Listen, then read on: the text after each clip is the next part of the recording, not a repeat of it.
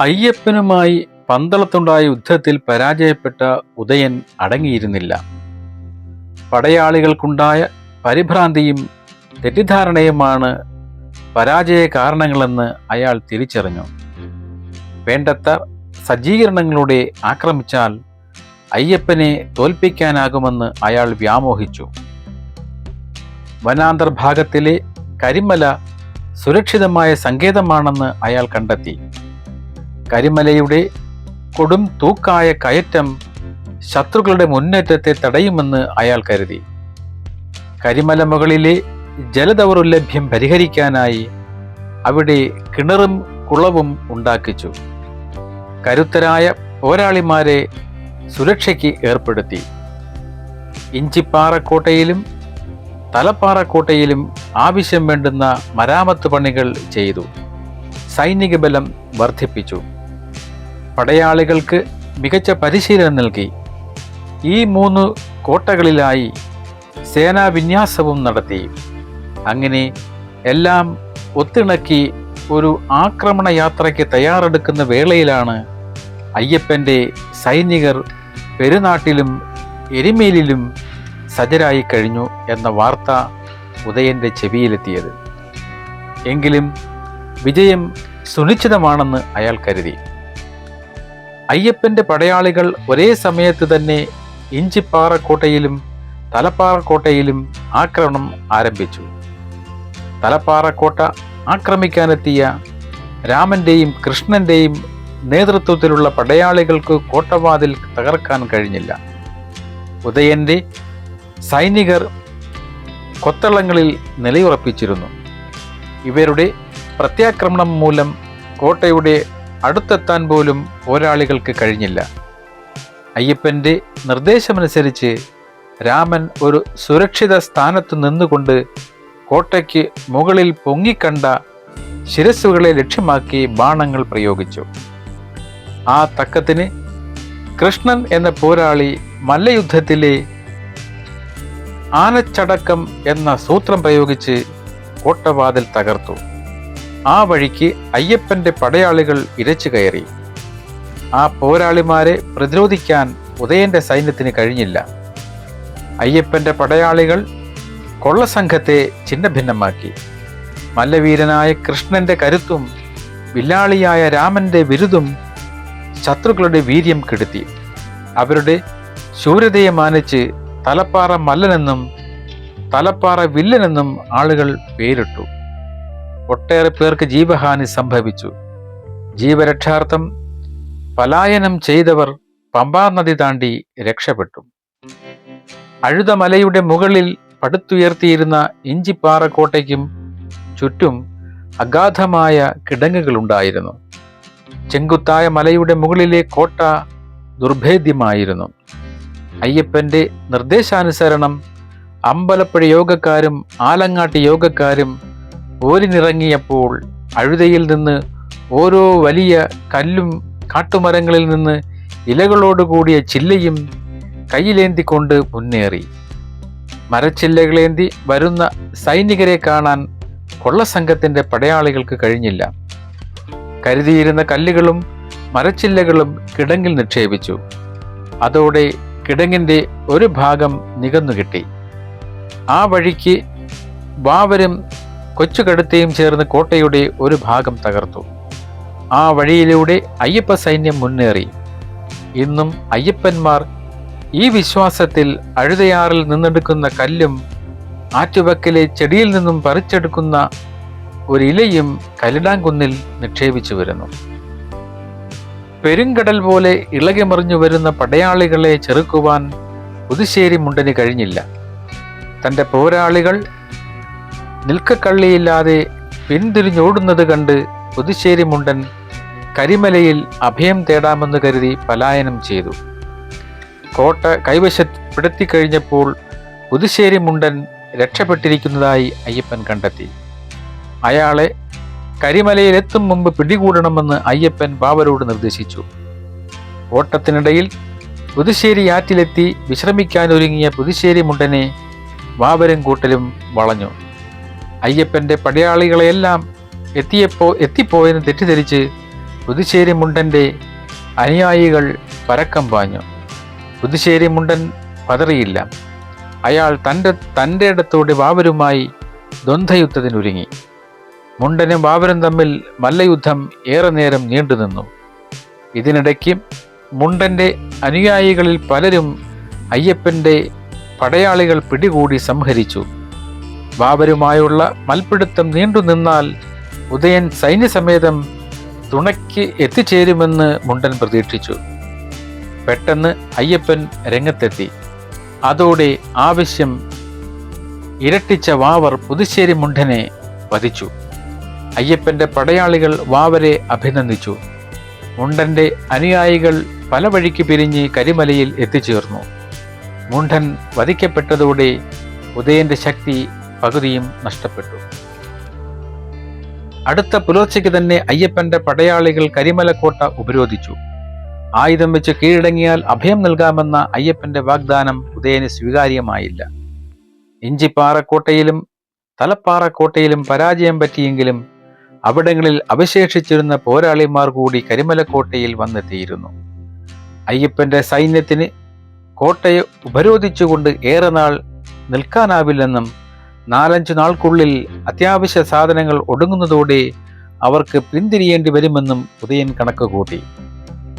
അയ്യപ്പനെ ഇവിടെ നിന്നും തോൽപ്പിച്ചോടിക്കുമെന്ന വീരവാദം മുഴക്കി ഉദയൻ സൈനികരെ ആവേശം കൊള്ളിച്ചു.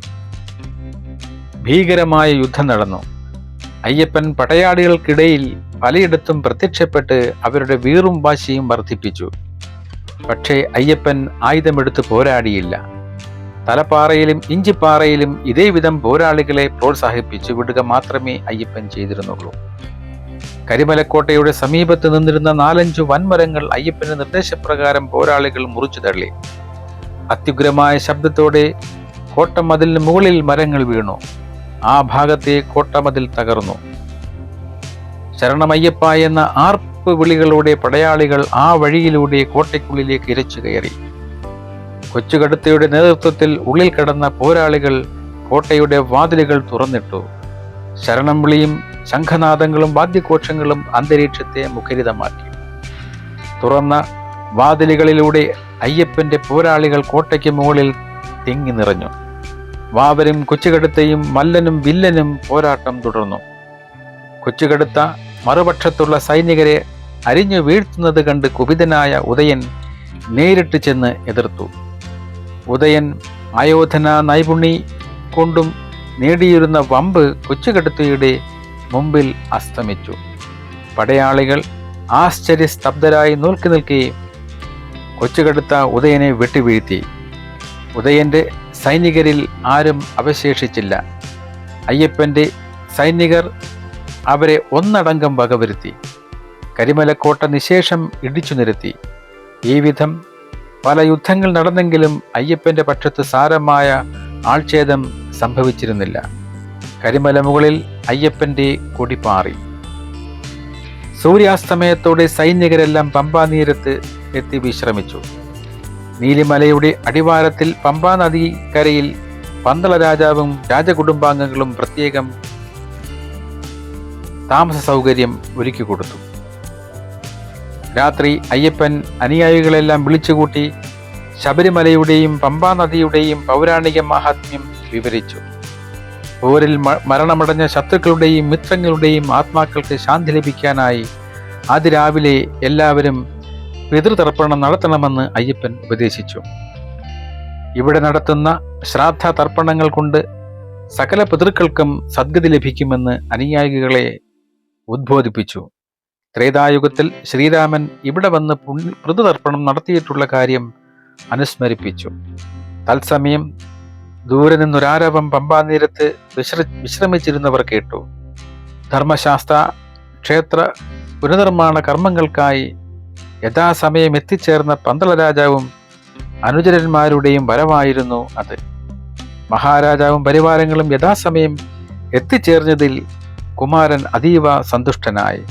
ശ്രാദ്ധം, ഉച്ചയ്ക്ക് സദ്യ, സന്ധ്യയ്ക്ക് ദീപക്കാഴ്ച, തുടർന്ന് വെടിക്കെട്ട്, രാത്രി ആഴിപൂജ, ഇങ്ങനെ തികച്ചും ഭക്തിമയമായ പ്രവർത്തനങ്ങളിൽ മുഴുകി ആ ദിവസം കഴിച്ചുകൂട്ടി.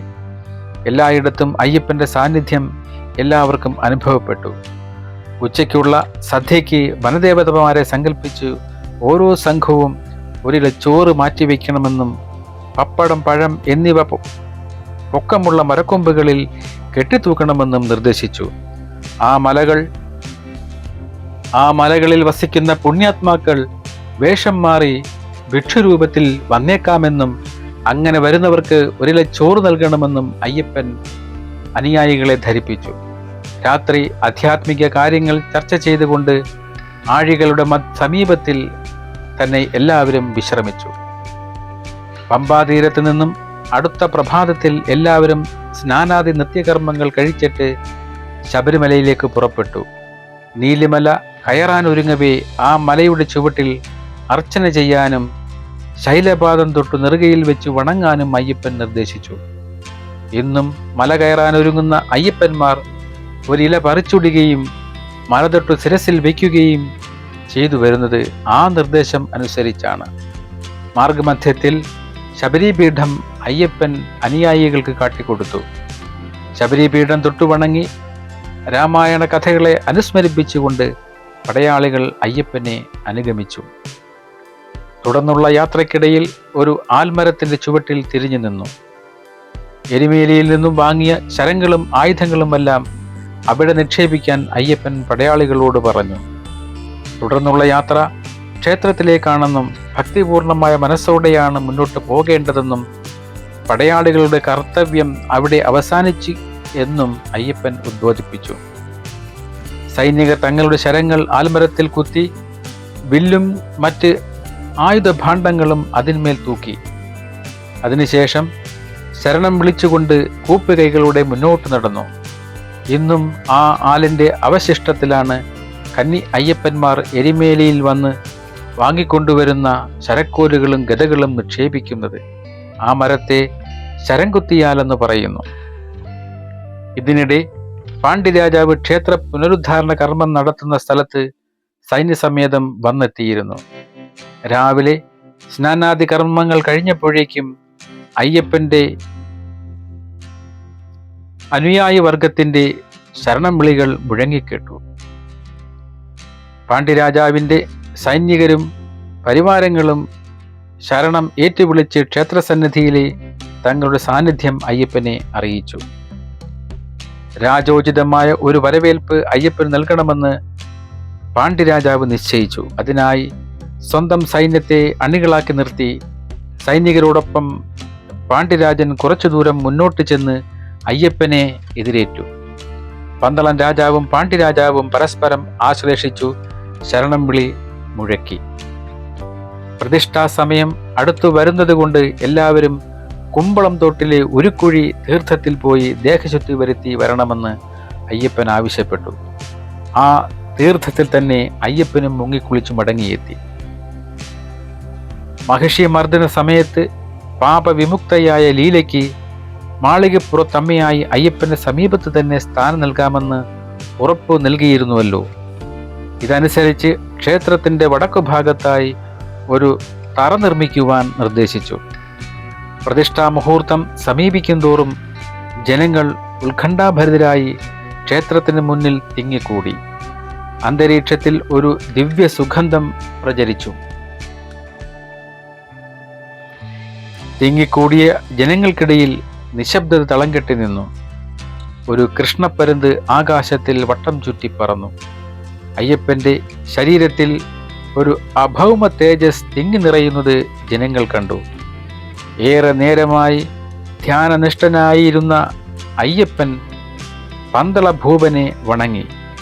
പിന്നീട് ലോകരെയെല്ലാം കാരുണ്യപൂർവം വീക്ഷിച്ച് അഭിനന്ദിച്ച ശേഷം അയ്യപ്പൻ ഐശ്വര്യദേവിയായ ലക്ഷ്മിയുടെ അംശമായ ലീലയെ ആവാഹിച്ച് ആ തറയിൽ സ്ഥാപിച്ചു.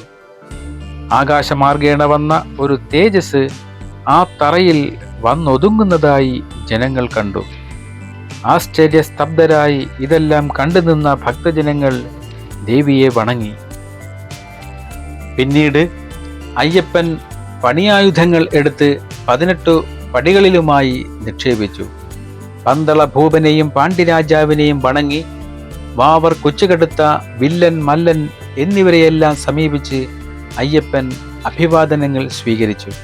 എന്നിട്ട് ജനമധ്യത്തിലായി പ്രാർത്ഥനാ നിരതരായി അയ്യപ്പൻ നിലകൊണ്ടു. അയ്യപ്പൻ എല്ലാവരോടുമായി പറഞ്ഞു: നാം വലിയ കാര്യങ്ങൾ സാധിച്ചു കഴിഞ്ഞിരിക്കുന്നു. കൊള്ളക്കാരനായിരുന്നെങ്കിലും വാവർ തിന്മ കൈവടിയാനും നന്മകൾ സ്വീകരിക്കാനും സന്നദ്ധനായി. അതുകൊണ്ട് ഈ ക്ഷേത്രത്തിന് സമീപത്ത് തന്നെ വാവർക്കും കൊച്ചുകടുത്തേക്കും നാളെ ഒരു സ്ഥാനം നൽകി ബഹുമാനിക്കണം. നേരെമറിച്ച് കള്ളനായ ഉദയനും കൂട്ടരും തിന്മകൾ കൈവടിയാൻ ഒരിക്കലും തയ്യാറായില്ല. അവരുടെ വധം മാത്രമേ ലോകരക്ഷയ്ക്കു വഴിതെളിക്കൂ. അവരെ മനസ്സാന്തരപ്പെടുത്തുക അസാധ്യമായിരുന്നു. ദുഷ്ടന്മാരുടെ നാശത്തിലൂടെ മാത്രമേ സജ്ജന സംരക്ഷണം സാധ്യമാകൂ.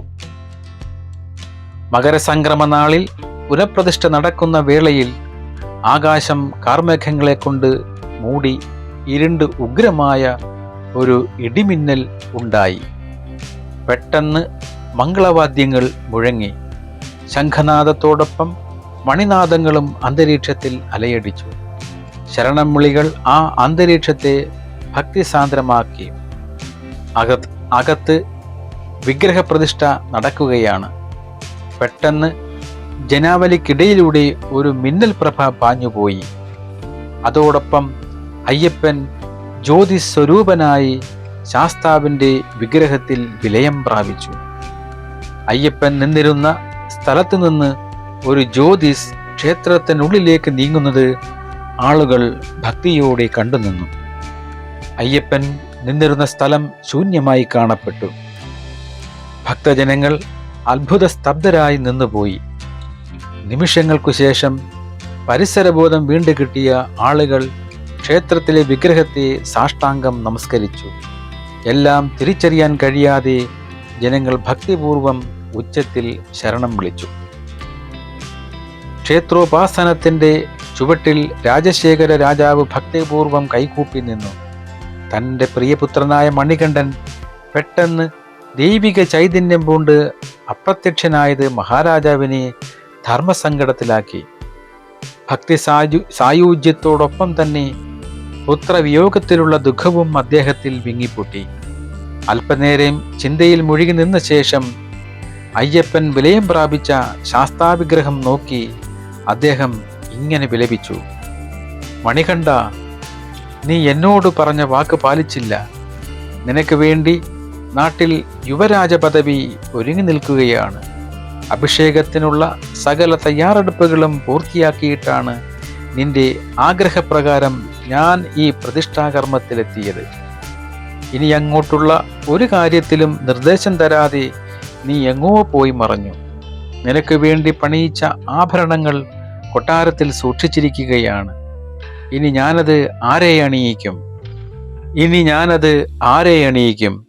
നിന്റെ ശരീരത്തിൽ അണിയുന്നത് കാണുവാൻ മോഹിച്ച് നിർമ്മിച്ച ഈ ആഭരണങ്ങൾ ഇനി ഞാൻ എന്തു ചെയ്യും? ആ ആഭരണങ്ങൾ അണിഞ്ഞ നിന്റെ ശരീരം ദർശിക്കുവാനുള്ള എൻ്റെ മോഹം സഫലമാകില്ലെന്ന് തന്നെ കരുതണമോ? രാജാവിൻ്റെ വിലാപം അന്തരീക്ഷത്തിലാകെ നിശബ്ദത പരത്തി. ആ പിതാവിനോടൊപ്പം ചുറ്റും കൂടി നിന്നവരെല്ലാം തന്നെ വിങ്ങിപ്പൊട്ടി. പെട്ടെന്ന് ക്ഷേത്രത്തിനുള്ളിൽ നിന്നും ഒരു അരുളപ്പാടുണ്ടായി: മകരസംക്രമ നാളിൽ ആ ആഭരണങ്ങൾ ഈ വിഗ്രഹത്തിൽ അണിയിക്കുക. മകരസംക്രമ സന്ധ്യയ്ക്ക് ഞാൻ കണ്ണു തുറന്നു നോക്കും. ആ സമയത്ത് ഈ വിഗ്രഹത്തിൽ അണിയിച്ചിരിക്കുന്ന ആഭരണങ്ങൾ കണ്ട് അച്ഛന് സന്തോഷിക്കാം. ഈ അശരീരി വാക്യമനുസരിച്ചാണ് മകരസംക്രമ നാളിലെ സന്ധ്യാവേളയിൽ തിരുവാഭരണം ചാർത്തുന്നത്.